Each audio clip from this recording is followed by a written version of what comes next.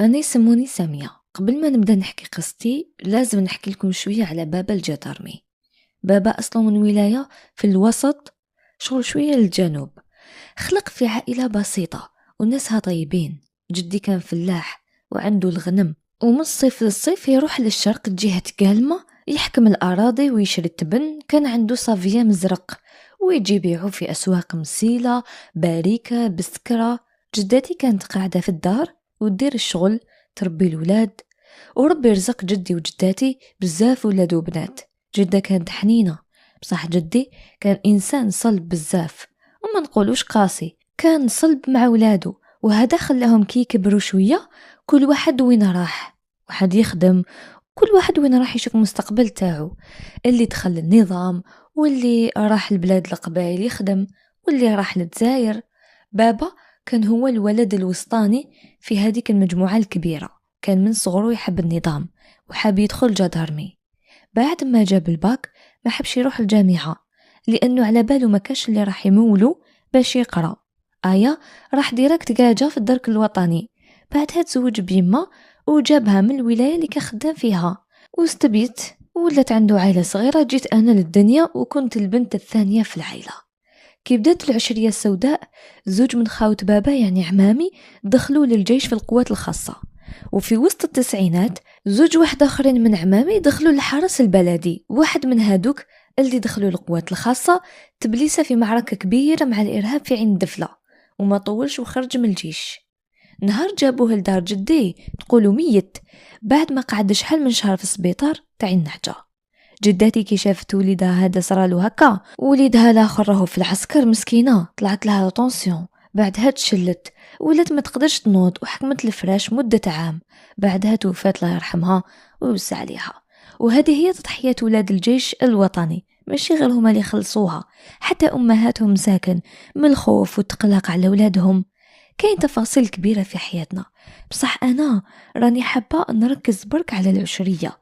الأحداث بالنسبة لينا ولعائلتنا الصغيرة بدأت كي كنا في ولاية قسنطينة اللي نحبها بزاف، وبالضبط في سنة 1988 في شهر أكتوبر.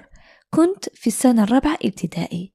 كان يوم عادي في المدرسة، بس على ساعة زوج بيل تبدل كلش. احنا كنا صغار وما نعرفوش. جمعونا الأساتذة في قاعة كبيرة كل التلاميذ، وقالوا لنا بلي راهم اتصلوا بوالدينا باش يجوا يدونا. احنا كنا صغار قعدنا نضحكوا، ما فكرنا في حتى حاجة تخوف. وهكا في كل مرة كان يجي أب من آباء التلاميذ يدي وليده ولا بنته ويروحوا. بقيت غير أنا وأختي أكبر مني بعامين.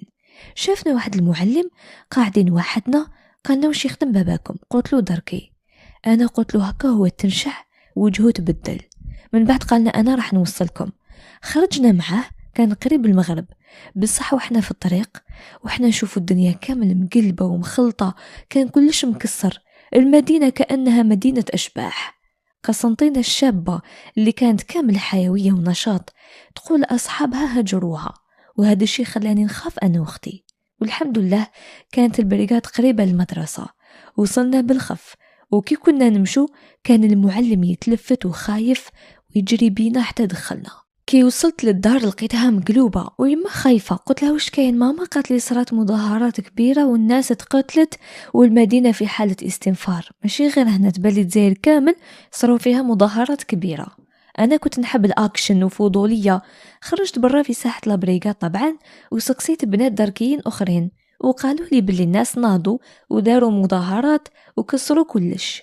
وهذه هي الأحداث اللي راح نعرفوها في تاريخنا بأحداث 5 أكتوبر 1988. استنينا بابا والو ما جاش للدار حتى الغدوة، ومنعونا نروحوا المدرسة لأنه كلش تغلق، وكانت الناس ميتة في الطرقات وفي الأرصفة. بابا كي جا كان مضروب في عينيه، بصح سلامة الحمد لله. كان في هذاك الوقت شافية مليح، قالوا باللي والي قسنطينة هو خو الرئيس الشاذلي. بعد يامات رجع الهدوء ورجعنا تقريبا لحياتنا تاع بكرين نورمال. وجا بابا أمر أنه يروح المدينة عين تيموشنت اللي بقينا فيها عام، بعدها نقلوه لولاية سيدي بلعباس. في بلعباس كنت نقرأ سنة 5 ابتدائي، وفي هذا الوقت بدأت الحالة تتخلط بين الدولة وجماعة الفيس. وجات مظاهرة سنة 1991 بالعباس تقلبت وخرجوا صحاب الفيس وداروا مظاهرة كبيرة، بصح ما صار فيها والو. قعدنا في الدار، كانت البريغاد في قلب المدينة، وكي نطلوا من البالكون نشوفوا كلش، بصح احنا ما كنا فاهمين والو. قعدنا في بالعباس قول تقريبا من 91 حتى 93. في هذا الوقت كنت شاهدة على بداية العنف في هذه المدينة الجميلة اللي كانت متزينة بالعمران الفرنسي فيها وبعاداتها وتقاليدنا وكرم وطيبة ناسها. مدينة سيدي بالعباس ما كانتش مدينة موسيقى الراي برك، كانت تاني مدينة المسرح وكاتب ياسين. بدأ العنف في بالعباس في المدن والتشر لما مجموعات من اللجان اللي داروا الحي ولبسوا الأفغاني بدأوا يمدوا في دروس على الجهاد للسكان في المساجد، وبقات الحالة هكاك واحد العام. من بعد بدأوا هذه المجموعات يهدوا في اللي يخدموا عند الدولة، خاصة الأمن، الدرك، الجيش، وكل واحد يخدم في مؤسسة تابعة للدولة. بعدها بدأوا يطلعوا للجبل ويكونوا مجموعات، وهنا بدأت الحالة تتخلط، خاصة كي بدأوا يديروا لي فوباراج كما اللي كانوا يديروهم على طريق بوحنيفية اللي قتلوا فيها بزاف عسكر وأمن وجدرمية. وأول عملية صارت كانت في بداية 1993 وين لقاو ضابط في الجيش وضابط في لابوليس مذبوحين على الطريق. بعدها حرقوا كار على هذيك الطريق، وهدو كامل كانوا من حماة الجزائر واللي كانوا يخدموا عند الدولة. وسمعنا على اللي طلعوا للجبل وكان يتزعمهم الأمير صارفو، واللي طلعوا للجبل كان يتزعمهم الأمير صارفو كانوا كامل من ولاد هذوك المدن والتشر. هذا وش صار في بالعباس كي كنا فيها وشفيت عليه، بصح بقى بابا يحكي لي عليها من الأخبار اللي كانت توصلوا حتى كي رحنا منها وتحول هو الولاية السعيدة. قال لي بابا باللي بالعباس خرجوا منها زوج أمراء خطيرين، واحد يسموه عبد الرحيم بخالد والمدعو قادة بن شيحة وكان حاكم من تلمسان بالعباس، والآخر اسمه العقال المدعو غريب وكان حاكم من بالعباس لسعيدة. وفي زوج من بلاصة واحدة هي مدينة تلاغ، وكانوا أعداء لبعضهم ومتنافسين ويكرهوا بعضهم، وصارت بيناتهم معركة كبيرة اقتل فيها عقال قادة بن شيحة. بن شيحة كان هو الخطير، وهو من الجماعة اللي حاربوا في أفغانستان، كان يخدم حلاق، والمرعب أنه ذبح خاله خاطر ضمن في خوه، يعني خو بن شيحة اللي سلم روحه للأمن سنة 1996. بن شيحة كان تكفير كبير وما كانش مع الفيس، حتى الفيس ما كانش يامن بيه. في هذا الوقت طلبوا من بابا يروح للبليدة والعاصمة، غاب وقت كبير حتى توحشناه وما كناش عارفين باللي راح في مهمة خطيرة ويمكن ما يرجعش. الوالد كان صاحب المهمات الصعبة، أي حاجة كان هو الأول يعيطوله، وكل ما تصعب العشرية تصعب معها مهمات الوالد، وكان يغيب على دار بزاف ما نسمعوش عليه سوايع حتى خبر بالأشهر. المهم من نص سنة 1993 حتى 1999 رحنا الولاية السعيدة، وهنا بدات الحالة الوعرة تاع الصح، لأنه الوالد دوكا ولا قدام عينينا ونشوفوا ونسمعوش راهو يصرى وبالعمليات العسكرية اللي قوموا بها، لأنه قبل كي كان في البليدة والعاصمة تصلوا به ما ولاش دركي ولا تابع للأمن العسكري، يعني بدا يروح للجبل يحارب بالإرهاب وين متمركز. منطقة السعيدة كانت تابعة للجية بقيادة الأمير عقال المدعو غريب، واللي كي تقتل في سبتمبر 97 خلفوا الأمير قطاف المدعو أبو اسماعيل. المهم صارت في سعيدة مجازر ومناكر كبيرة، مرة قتلوا 11 عسكري قطعوا لهم رصانهم في الطريق الرابط بين سعيدة ومعسكر، ولقاو الرؤوس برك، أما الأجساد ما لقاوهمش. هداك النهار كنت جاية من المدرسة وشفت لامبيلونس، من كثرة اللي المنظر كان بشع ما انتبهوليش ليا، لقيت الوالد يصور فيهم أنا واقفة، شفت فراش من تاع بكري ومحطوط فوقه رؤوس بشرية، ما فهمتش من الأول، من بعد انتبه لي واحد كان واقف وبعدني من البلاصة. في هداك الوقت كانوا كي تصرى حاجة ولا يقتلوا عسكري ولا إرهابي يجيبوهم تما لبريغاد وين كنا نشوفوا هاد صوالح. المهم هدوك العسكر مساكن الله يرحمهم كانوا رايحين لديارهم وحكموهم في باراج، ونفس الضربة صارت مرة أخرى في سنة 1998 وين قتلوا 20 بين عسكري وباتريوت في بلاصة يسموها وادي الصفصاف تابعة لدائرة عين الحجر جنوب ولاية سعيدة. وبالضبط في غابة سيدي مبارك اللي تبعد على الولاية ب40 كيلومتر وعلى الحدود مع ولاية سيدي بلعباس.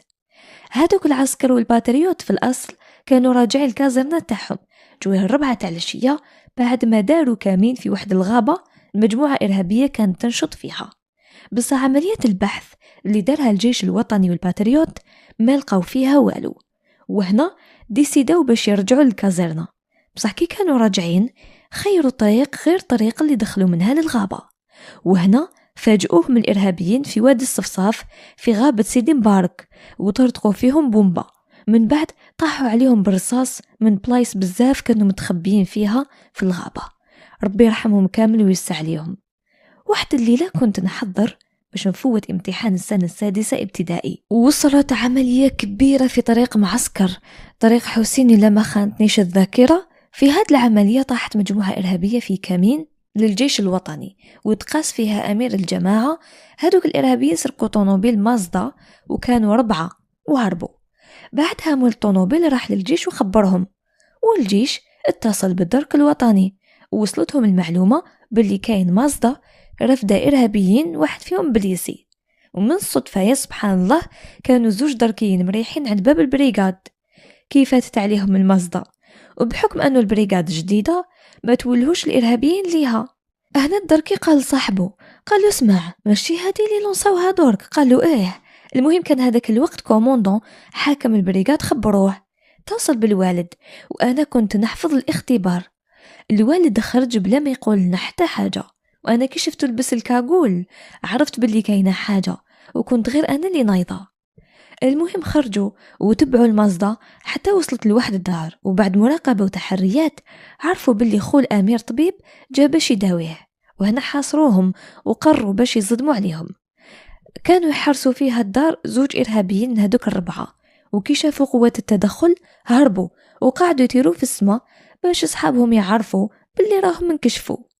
صدموا قوات التدخل ودخل باب الدار ولقى الأمير مبليسي ومعاه خوه الطبيب ومرته والإرهابي الثالث رفدوهم كامل. وهدوك اللي هربوا تحسبوا زعما خلوهم؟ لا لحقوهم. واحد منهم كان في عمره 22 سنة صغير وقاري شيميك في الجامعة. كانت الدار اللي تخبوا فيها جاية في باطمة، وكانت هذيك الباطمة مقابلتنا، وهذا خلاني نشوف المشهد كامل، خاصة احنا كنا نسكنوا في الإيطاج الرابع. في الأول كي طليت أنا من البالكون شفت واحد يكبر ويقول الله أكبر ويطير بالكلاش. زادوا ردوا عليه الجدارمية وقتلوه. هذا كان قبل ما يوصلوا الباطمة. والإرهابي الثاني دخل وهرب ليها وتخبى في دار من ديار هذيك الباطمة. الإرهابي اللي هرب وتخبى في الباطمة كان اسمه قادة، ودوك نقول لكم كيفاش عرفت اسمه، كنكملوا الحكاية. المهم تحصلت الباطمة، هو دخل عند واحد الناس يسكنوا في الطابق الرابع والأخير، عائلة متكونة من أب وأم وبنت وولد وجد وجدة. اطلق العائلة كامل وحكم غير الجد والجدة.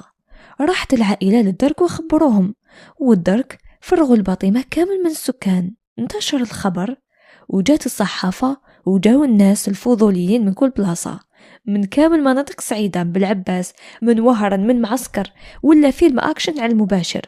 والشعب تاعنا من بكري ما يخافش غير يصدم.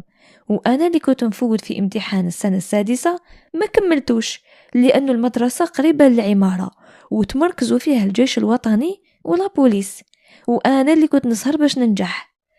جابوا النينجا. يا هذاك الوقت جابوا شخص يتفاوض معاه وتعمرت الحالة في هذاك الحي. جا المفاوض وشد مكبر الصوت وقعد يعيط، قادة سلم نفسك، ها قادة سلم نفسك. كان يلحنها بطريقة غريبة. من هنا عرفنا بلي اسم الإرهابي هو قادة. يما نعقل عليه هذاك النهار دارت لنا المحاجب، ريحنا في البالكون وقعدنا نتفرجوا. جات أم الإرهابي تبكي وتقولوا يا قادة وليدي سلم روحك، راني في 6 أشهر ما شفتكش. المهم اليوم الأول طلق العجوزة، بصح الشيخ ما قدرش يخرج لأنه كان مريض ما يقدرش يمشي. رماولو غاز مسيل الدموع، داروا كلش باش يسلم نفسه بصح ما حبش. في اليوم الثالث هجمت النينجا على الوحدة تاع الليل. خاف الإرهابي وهرب، وعند البلوك قتلوه، بصح ما خلوه فيه بلاصة تصلح، خرجوه بالرصاص.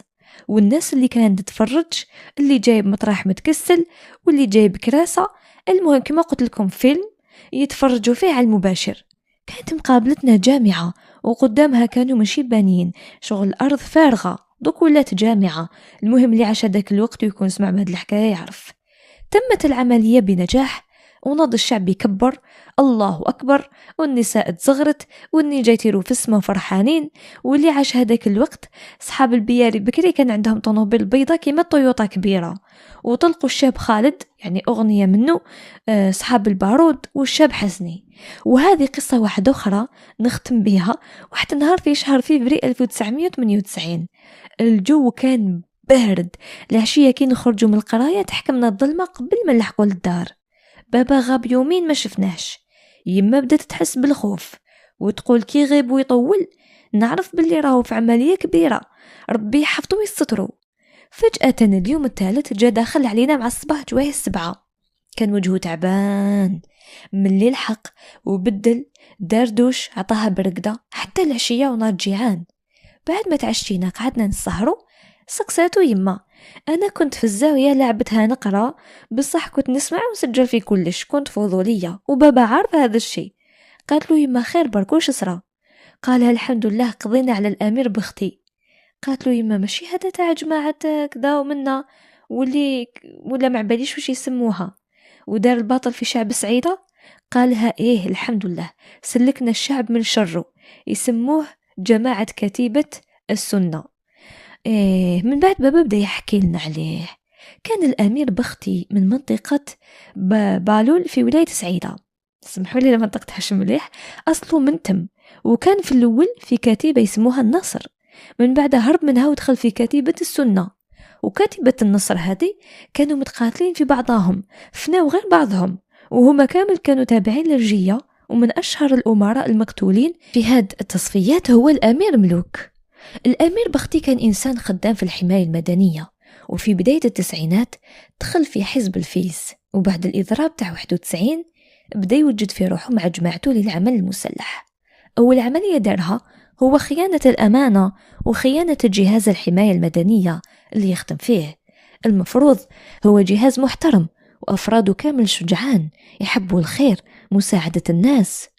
بختي هجم على مقر الحماية المدنية وسرق الماتريال تاعو. كان هذا في سنة 94 كيما كان عضو في كتيبة النصر.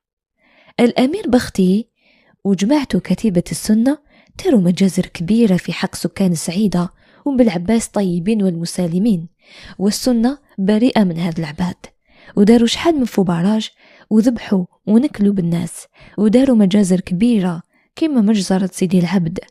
في شهر ديسمبر 97 وين قتل 29 مواطن، بعدها مجزرة قرية الصفصاف في غريس اللي ماتوا فيها 27 واحد. القضاء على بختي كان بفضل المعلومات القيمة اللي قدموها السكان للأمن. كانوا السكان اللي تضروا بزاف من هذا المجرم يتابعوا في تحركات المجموعة خطوة بخطوة، ويقدموا في المعلومات للأمن والجيش الوطني، وبفضل هذه المعلومات تنصب كمين كبير للأمير بختي، وتقتل هو ومجموعة كبيرة من صحابه في المنطقة بين ولاية سعيدة وولاية معسكر. بعدها بابا تنهد وقال باللي ما زالنا الأمير رفاس، بصح نجيبوه بربي إن شاء الله، ما ناش حابسين حتى نطهروا بلادنا من وسخهم ونحميوا شعبنا ونرجعوا له الأمان. وأنا هنا نقول لكم هذه هي قصتي. حبيت نزيد لكم قصة أخرى تاع متابعة واحدة أخرى تقول شخصيا ما عشت حاجة تستحق الذكر مقارنة بالحكايات اللي رامي تحكاو في هذه القناة. راح نقول لكم واش عاشوا دارنا واش حكاولي واش شفيت شوية برك بحكم كنت صغيرة وقتها. راح نبدل اسمي ونحكي قصص متفرقة باش ما تتربطش المعطيات ويتعرفوا عليا. نقول واسمني سورية، نخدم في الصحة، نسكن في مدينة من مدن الوسط الجزائري، في مدينة معروفة أنها في زمان العشرية السوداء كانت تعوش للإرهاب وعانت بزاف منهم بحكم أنه سكانها محافظين وتأثروا بزاف بالفكر الإسلامي، وأغلبهم كانوا مع حزب الجبهة الإسلامية للإنقاذ في أواخر الثمانينات وبداية التسعينات. وكانوا يدعموهم قلب ورب كما نقولوا. كنت نسكن في حي نص شعبي فيه باطيمات، ونص فيه فيلات وحواش تاع بكري، وتحته أحياء نائية فيها أراضي بور هكا ومساحات فلاحية.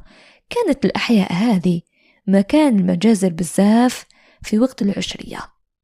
بابا إنسان قاري وفاهم، عاش يتيم وصدم للخدمة صغير باش يعيش يماه وخوته، لأنه كان هو الكبير. كي كان صغير كما بزاف من الناس ما لقاش اللي علمو الصلاة والدين، بحكم أنه قرا وقت فرنسا وما كانش يعرف العربية.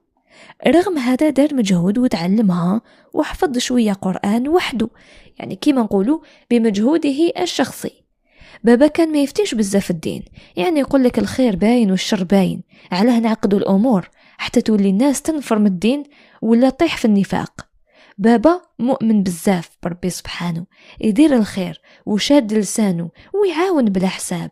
بابا صح إنسان مليح وربنا أحسن تربية، ولا مرة في حياته بخل علينا ولا على خياته ولا على أولادهم ولا على خاوته. أنا من عائلة نقول مثقفة متفتحة وفنية أبا عن جد. في دارنا الموسيقى ما عندهاش حدود، يما كي تكون تدير في شغلها كانت تدير لغاديو وتتونس به في دارنا.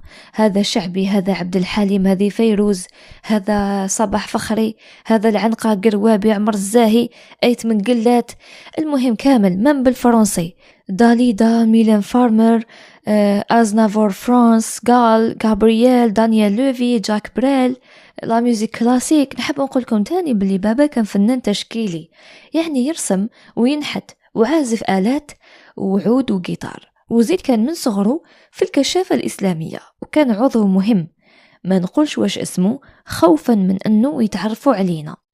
بعد ما كمل قرايته بصعوبة، خاطر كان يخدم ويقرأ في نفس الوقت من اللي كان في عمره 12 سنة، يعني من نهار مات باباه. لقى منصب مليح في شركة وطنية، بعدها ترقى المنصب أمين عام، وكان هذا مع بداية العشرية السوداء. حسب ما يحكي لي بابا كانوا التجمعات بزاف في الجوامع والحلقات، والدنيا كامل تحلل وتحرم، واللي يقول لا لا يقولوا عليه طاغوت وكافر. كل هذا قبل الانتخابات المصيرية، وقبل ما تتفشى ظاهرة الجهاد وشعار عليها نحيا وعليها نموت. عائلتي كانت من بين العائلات القلال اللي كانوا ضد الحزب الإسلامي وضد الجهاد في بلاد كل سكانها مسلمين ويشاهدوا لا إله إلا الله محمد رسول الله، ورفضوا يرضخوا ويتبعوهم. بابا كان معروف نوعا ما في المدينة، كان كيكون في نقاش مع جماعة يعبر على استياء وينتقد حزب الفيس، وكانوا يقولوا له طاغوت وعلماني وملحد ويكفروه.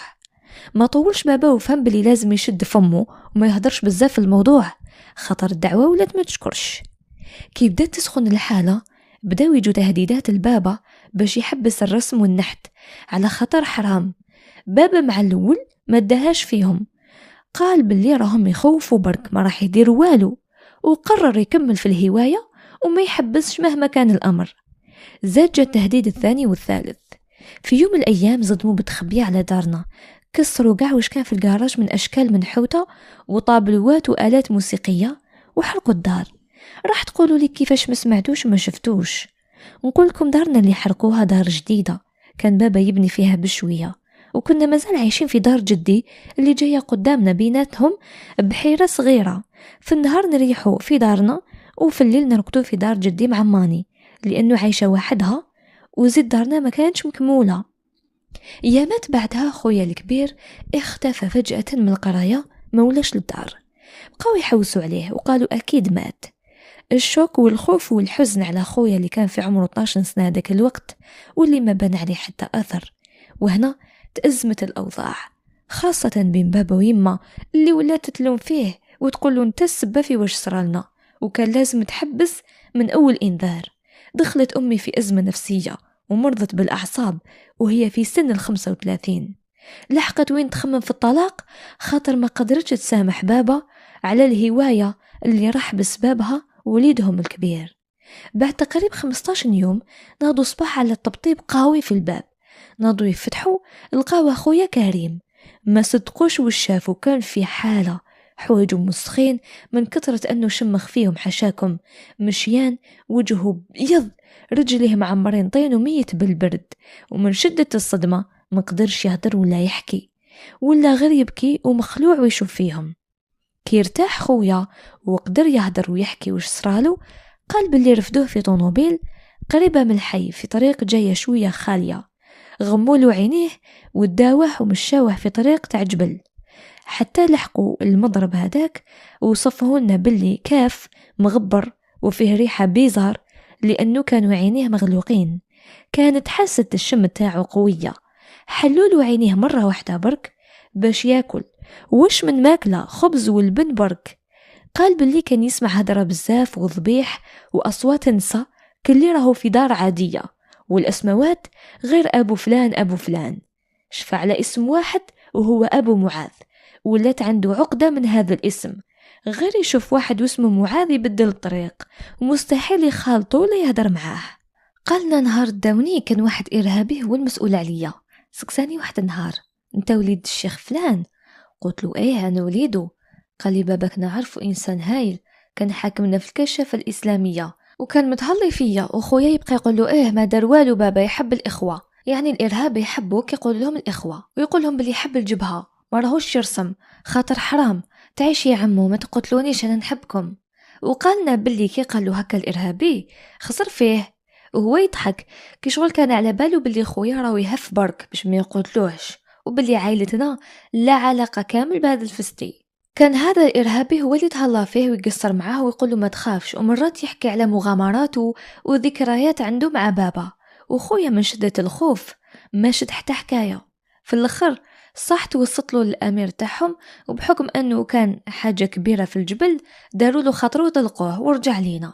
كي لحقوا خويا الدار قالوا سلم لي على بابك بزاف بزاف، وقول له اسمح لي وقول له يعس روحه مليح، خاصة في الشركة وين يخدم راهم العينين عليه والبياعين بالحساب. هنا نفتح القوس باش نحكي على الإرهابي هذاك اللي كان اسمه عثمان، واللي تذكروا بابا مليح مليح. عثمان كان طفل يتيم وفقير ومنبوذ، وكان يدير بزاف طوايش باش يبين روحه، واحد ما كان يحمله من غير بابا، بحكم أنه بابا تاني يتيم الأب من صغره. وكان يحب عثمان، يحن عليه يلزو ليه ويتفكروا بالحاجة.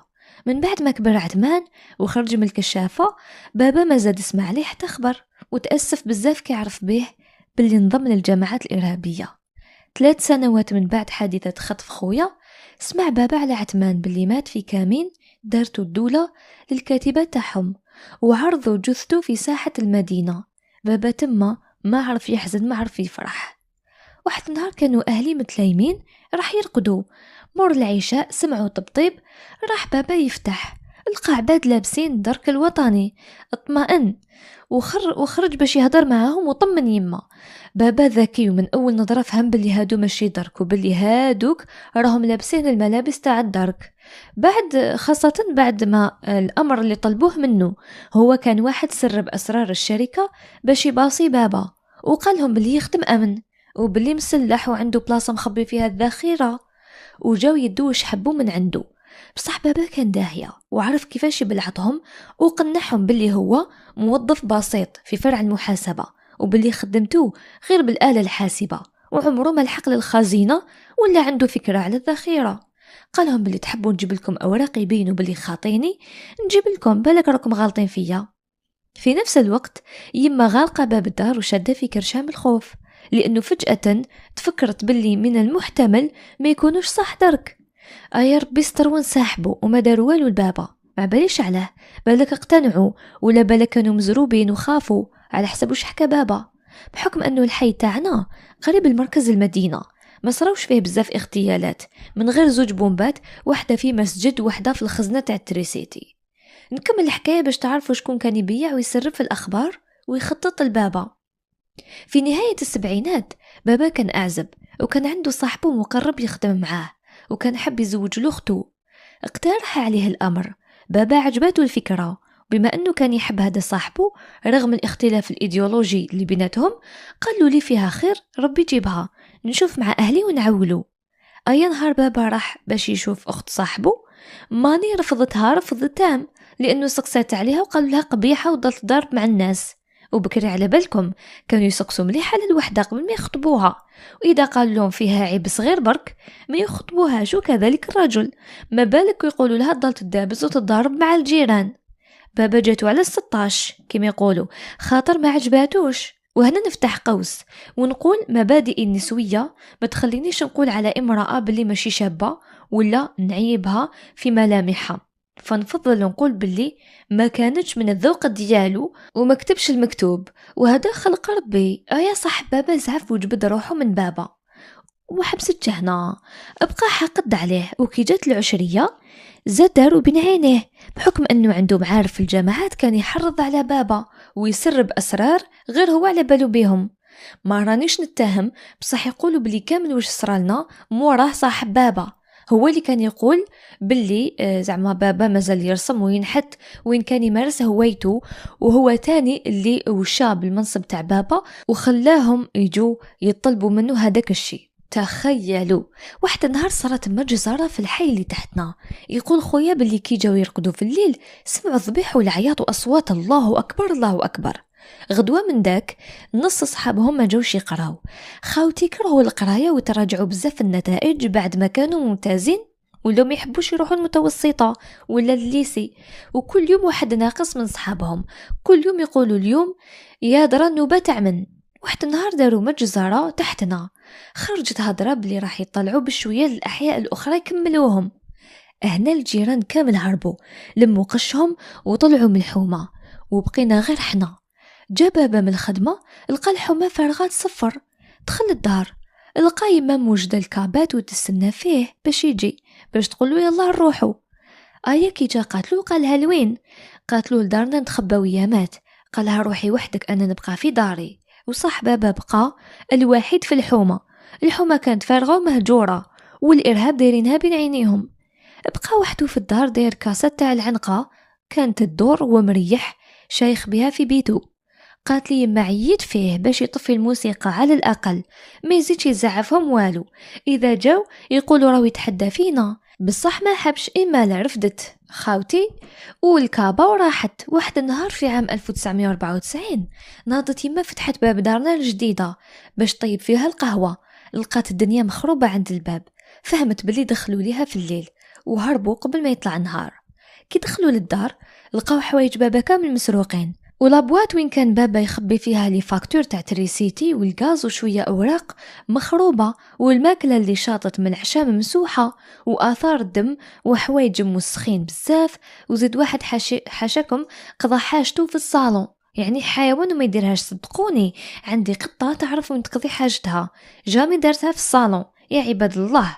فهمنا باللي كانوا زوج إرهابيين وكان فيهم واحد مجروح هاربين من العسكر اللي كانوا في الحومة اللي تحتنا.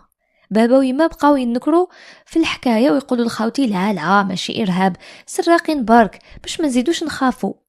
بعد المصالحة الوطنية وبالتحديد سنة 2009 كانوا بدأوا وسائل التواصل الاجتماعي سكايب أمازون، وكانت تختي اللي تكبرني بشوية ضلت كونيكتي. حتى في واحد اليوم تواصلت مع شاب حكاو المدة من بعد بدا يعجبها وبدات تميل ليه ويميل ليها ولو أصدقاء.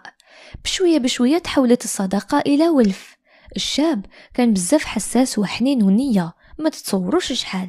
بصح كان كاين عائق، هو أنه الشاب هذا كان صح من عائلة كبيرة ومعروفة، بصح للأسف ابن أمير جماعات إرهابية معروف بزاف.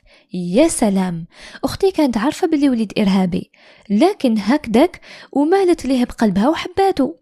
نهار سمعت به صراحة يعني ما حكمناش عليه من واش يكون باباه، خاطر هذا الإنسان على حسب معرفة أختي به إنسان صح هايل ومربي، وفي العشرية ما كانش كبير كان صغير.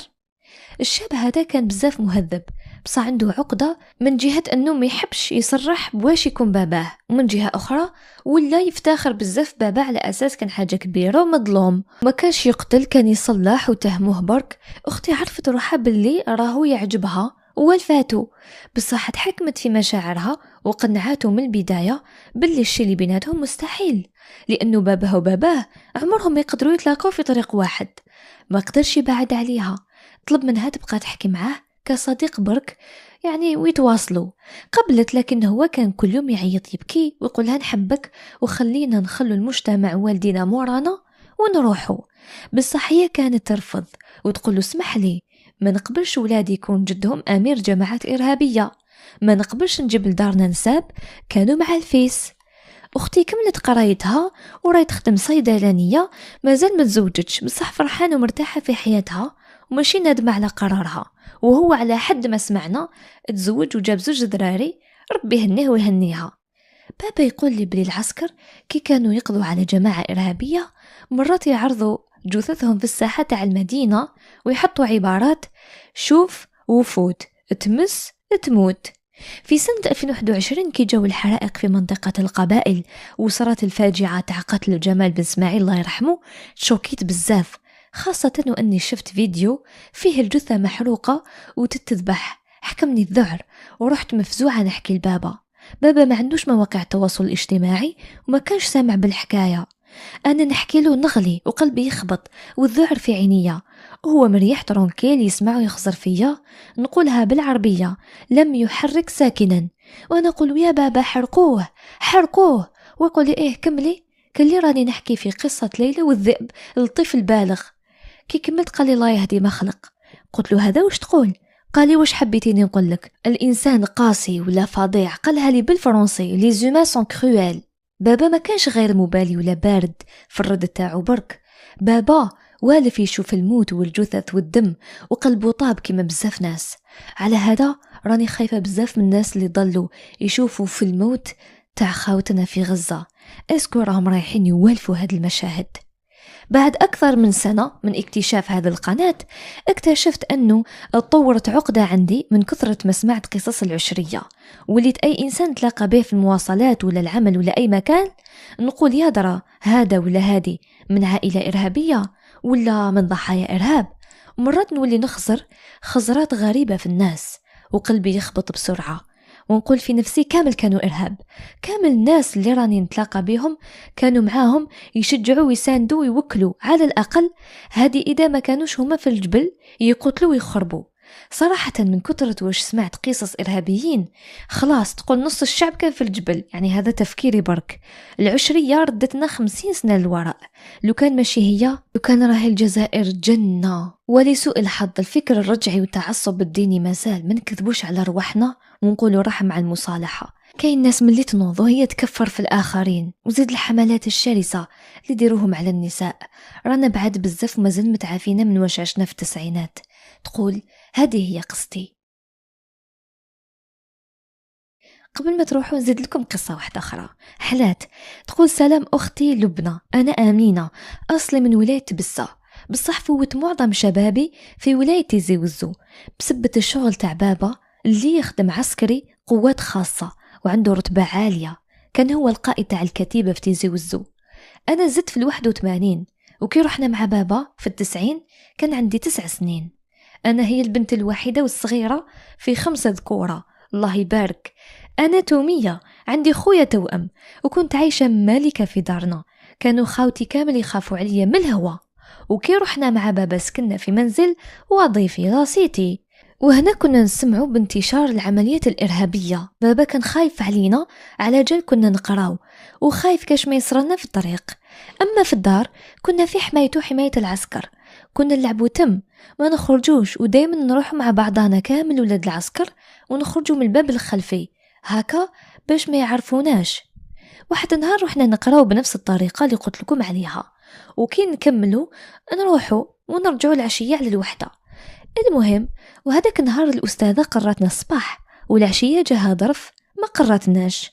خرجنا في القيلة، كنا أنا وخويا مع بعضانا، وكنت وقتها نقرأ في السنة 5 ابتدائي والمدرسة بعيد على لاسيتي. باش نوصلوا لاسيتي لازم نفوتوا على بزاف زنق. ضربنا الدورة الأولى على المدرسة بدينا نحسوا كأنهم كاين يتبعوا فينا، ولكن ما حطيناش بالنا معاهم. خويا كان خايف ما حبش يبين لي على جال أنا كنت مريضة كي كنت صغيرة، كنت ندير لاكريز، كان خايف عليا وعلى روحه. كي جينا باش ندوروا لمحهم أنهم يتبعوا فينا، حتى وصلنا لواحد البلاصة معزولة بداو يحكوا يسمعوا فينا، يقول اليوم كاين عرس، رانا طحنا في ولاد الكابيتانية جدك، والله اليوم نطيروها على الأمير. وأنا وخويا كنا نرعشوا بالخوف. كي ولينا قراب لاسيتي طمنا شوية على جل هذيك المنطقة كانوا يعسوا فيها من الفوق تاع القاريطة، وهما كي شافونا قربنا جبدوا السلاح، كانوا 2 وعيطوا بأقوى صوت دوروا يا ولاد الطاغوت. كي دورنا خويا شافهم طبعني طول، وهو الطريق كان عالي على الأرض. خويا طبعني في واحد البطحة هكا وقال لي أجري وما تلفتيش من موراك، ورصاصة تقيس واحد الشجرة بعيدة شوية على البلاصة، وأنا نجري نسمع في صوت الرصاص، قول واحد 20 رصاصة. كي تخبيت سمعت صوت الإنذار اللي طلقوه من القارطة، وهنا هربوا. أنا قاعد في الشجرة من الخوف دخت ما فقتش مع روحي. العسكر خرجوا على أساس أنها كاين مجزرة بين الإرهاب والشعب تاع المنطقة، وكانت الفرقة تاع بابا هما اللي خرجوا في هذاك الوقت. بابا كي جا هو اللي قدم الأول، شاف شعر خويا ويقول لا ماشي هو، وكي قرب لقاه خويا وجهه كامل دم. هادوك 20 رصاصة تقبوا جسم خويا. خويا العزيز اللي كان ينحيها منه ويزيدها فيا، كان دايما يقول لي كي نكبروا نولوا دي كابيتان تاع الطيارة، انا نسوق وانت قدامي وانت عكسو. بابا رجليه تحشوا من هذاك المنظر، وكي شاف الكارطاب تاع خويا باللي احنا راجع المدرسة دار يحوس عليا. بعد ما هزو خويا للسبيطار شاف الكارطاب تاعي معلق في الشجرة، طلع بلا ما يحسب روحه وجبدني، وتم انا كنت كي الميت. كي مس النبض تاعي وشافني نتنفس سجد لربي. ماما كي سمعت بخويا قريب جنت وبكات حتى قريب وين لحقت تبكي الدم، وانا كنت مصدمه ما نهدر والو، نشوف غير بعيني. من هذاك النهار وانا خايفه، وكنت حابه نبطل القرايه مالغري كنت متفوقه. كنت انا وخويا نجيبو نفس المعدل 9. بعدها بابا ولا هو اللي يديني ويجيبني. من بعد حتى هزينا العطله اللي صارت فيها حاجه عمري كامل وما ننساهاش. واحد نهار صارت مجزرة كبيرة، وصرا اكروشاج بين العسكر والإرهاب في واحد البلاصة في الجبل في النص. العسكر كامل تاع القارطة هبطوا للجبل، وبقى شوية من العسكر باش يحمونا. كي العسكر هبطوا جاو الإرهاب لاسيتي وداروا مجزرة دموية. تخيلوا راحوا هزوا السلاح تاع العسكر وقتلوا به عائلاتهم. هي موالفة تصرالنا حوادث كيما هكا ومتفاهمين نتخباو كامل في واحد الملجأ. كي دخلوا لاسيتي ما سمعناش صوت الرصاص باش نهربوا، بداو طول يطيروا. ماما هزتنا وهربطوا لهذاك الملجأ، ولكن للأسف معظم العائلات من خوف تجمدوا في بلايصهم وقتلوهم. وباش يضمنوا قاع القاريطة باش باللي ماتوا كامل، دخلوا لكل الطوابق وكل طابق يديروا فيه قنبلة، وإحنا طاحت علينا هذيك لاسيتي كامل وإحنا صغار كنا متخبين لتحت. وماما ومرا واحدة أخرى هزوا سلاح وقعدوا بحذا الباب على أساس أنهم كي يدخلوا علينا الإرهاب يحمونا. ولكن ربي كتب حاجة أخرى، كي طاحت علينا احنا اللي كنا متخبيين، يعني الطابلة هذيك حماتنا. بصح ماما وهذيك المرأة اللي كانت معاها استشهدوا. ماما توفات على يديهم وقدامي. هي قبل ما تستشهد بدأت تعيط لي وتقول لي أمينة ما زلت حية. نقولها ماما راني حية بصح راني خايفة. هي تقول لي انتيا أم لخواتاتك مورايا عسي عليهم. وانا نقولها ماما وش بيك؟ هي شهدت وشخرت. انا وليت غير نرغي ونقول يا يما لمن خليتيني. كامل كانوا يعيطوا يبكوا. كي رجعوا العسكر هزين ريصان تاع الإرهاب اللي قتلوهم في الصاشيات باش يحتفلوا بيهم، دخلوا لقاو لاسيتي طايحة. من بعد جبدونا وكاين 20 وفاة و6 أطفال، والباقي قاع نسا قاع متوفيين. صحابات الجيران صحابات ماما ماتوا كامل، حتى ماما الله يرحمهم. عشنا في واحد الخلعة كل حياتنا، والحمد لله كملت قريت في ظروف يعلم بها غير ربي. بابا عاود الزواج على جال كنا صغار لازم تجينا مرا وتربينا، والحمد لله كانت مليحة معانا تعاملنا كيما وليداتها. ولدت هي 4 يعني خاوتي ربي يحفظهم والحمد لله. وكي كبرت أنا خدمت أستاذة والحمد لله تزوجت ولدت 4 أطفال ربي يحفظهم لي. وهنا كملت قصتي. حبيت نقول لكل سكان الجزائر أحمد ربي على نعمة الأمن والأمان، وربي يرحم خويا ويما ويتقبلهم شهداء، وربي يرحم جميع شهدائنا الأبرار. قولوا آمين. نقولوا ربي يرحم خوك ويماك. هذه هي تضحيات جيشنا الوطني الشعبي باش كامل نعيشوا في سلام وأمان. ما تنسوش تبارطاجيوا القصة مع أصدقائكم. إذا عندكم قصة على العشرية السوداء اكتبوها لي، راني خليت لكم في أول تعليق يعني التعليق المثبت